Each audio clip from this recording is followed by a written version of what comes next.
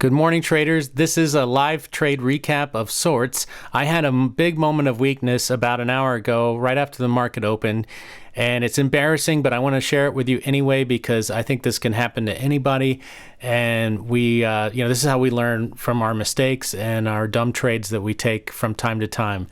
So I had no intentions of trading the open this morning.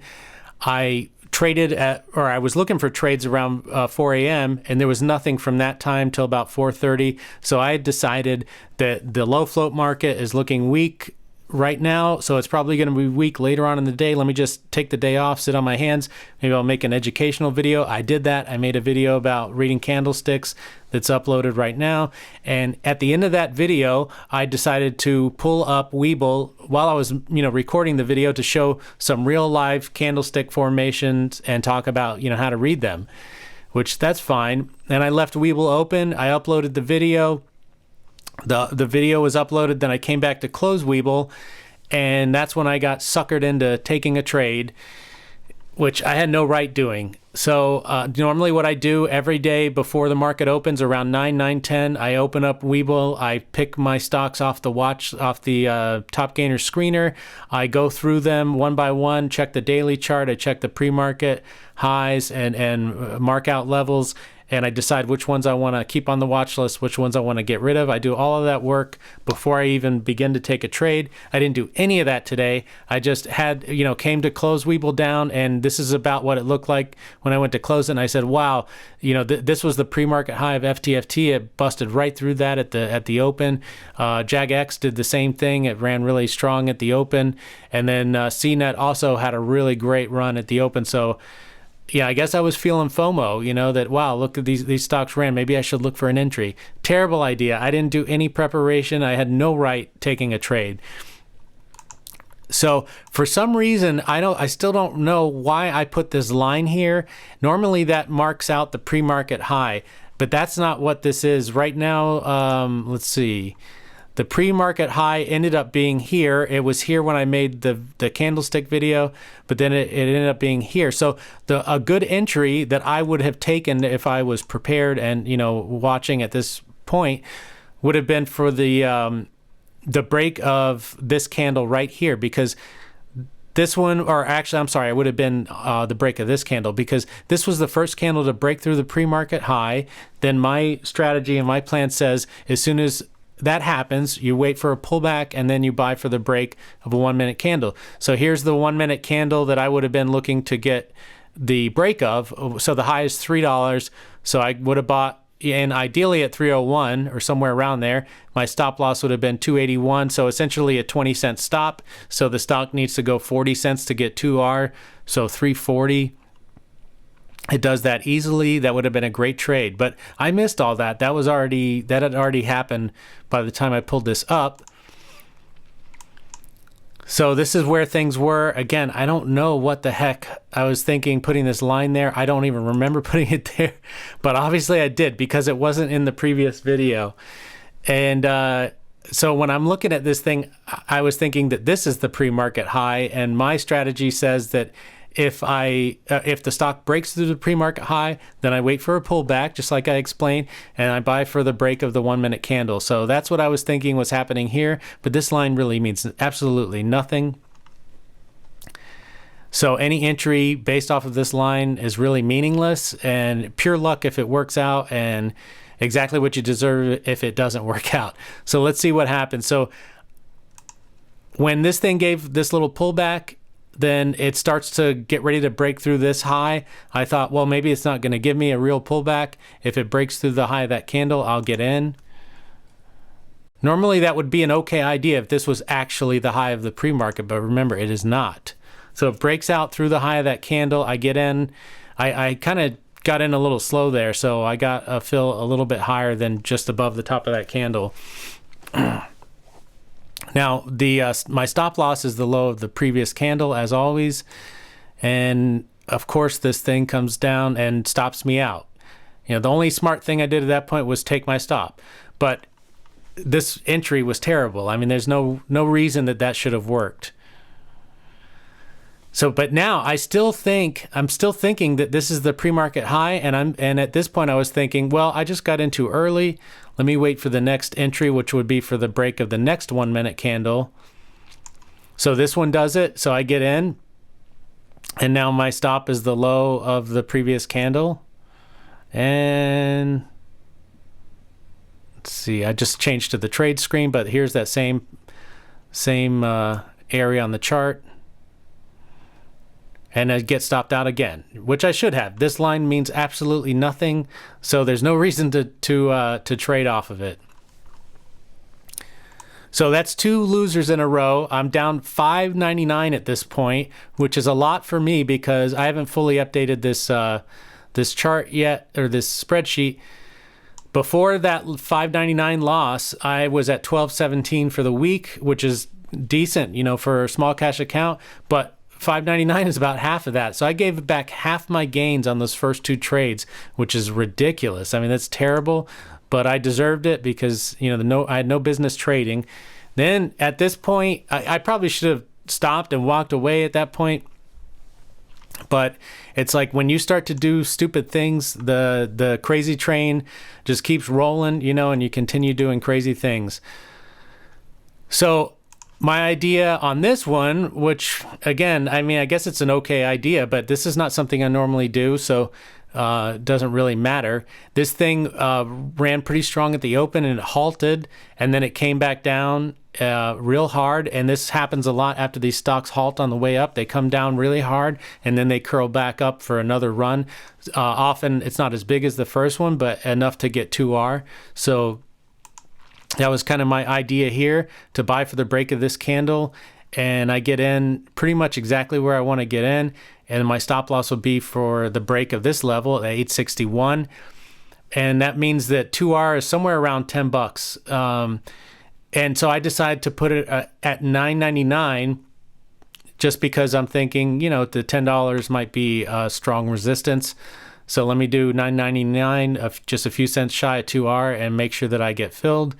So I start off with just a plain old limit order, which I should have just kept. But then this thing started to come down against me, and I thought I may need to stop out, so let me cancel it. And then it kind of bounced back up, and then I tried to put in a bracket order here for the same prices. And then I'm not sure what exactly was going on next with Webull. It's probably, excuse me. Pardon me. It was probably me. But what I tried to do when this thing popped is, again, like one bad decision follows another.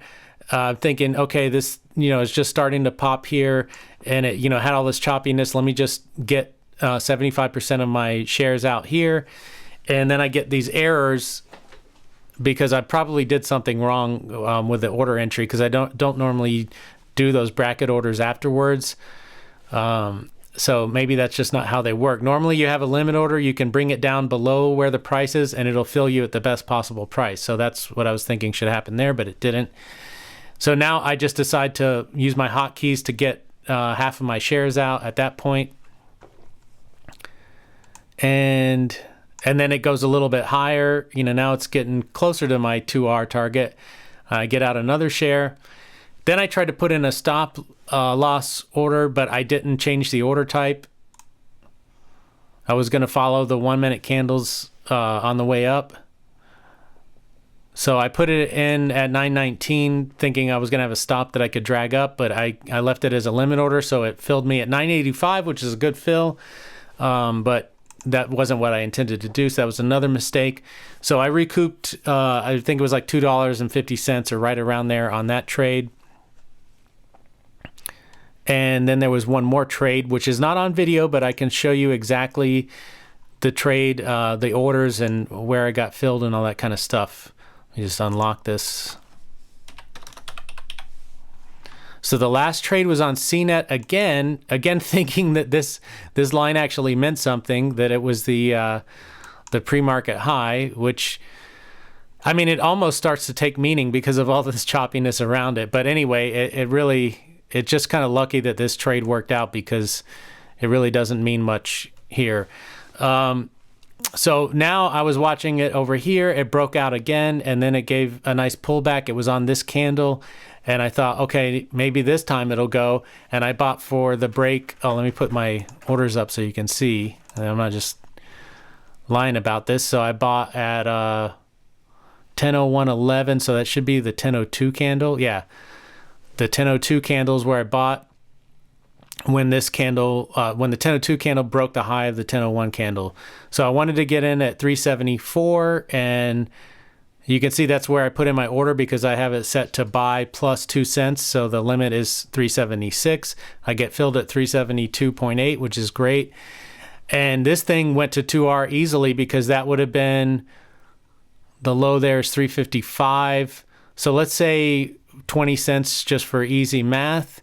And my entry is 373. So let's see, 30 cents would be 403, so 413. And this thing easily goes 413. So I would have made 40 cents times 11 shares, $4.40. Instead, I made about $2.30 or something like that on this trade because, I continued to make bad choices. I started off this session making bad choices, and when you do that, the bad choices generally continue.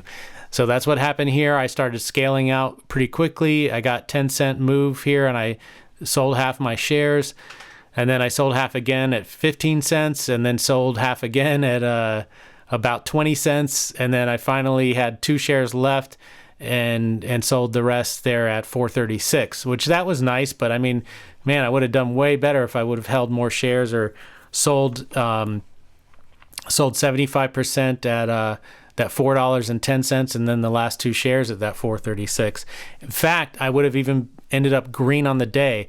I through the last 2 trades recouped most of my loss, so that now I'm only at minus $1.20, but I would actually be over $1 profit if I would have let those last 2 trades actually run to R. But to be honest, I don't really deserve to be in the green today because I traded terribly. I was making a bunch of dumb choices, so it serves me right. I'm just lucky that I recouped some of those losses, which I probably shouldn't have even tried to do.